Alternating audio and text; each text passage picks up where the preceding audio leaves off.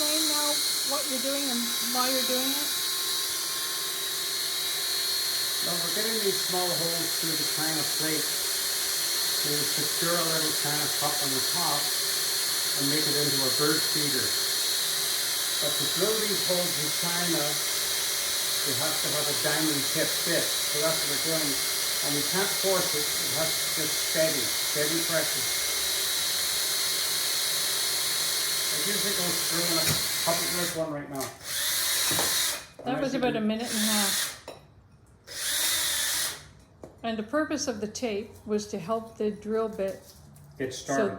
So it didn't jump all over the plate. So there's the hole, nice and clean.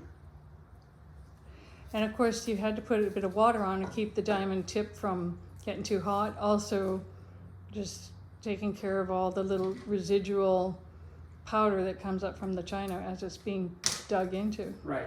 Very good. Where's the cups? Now we do the cups.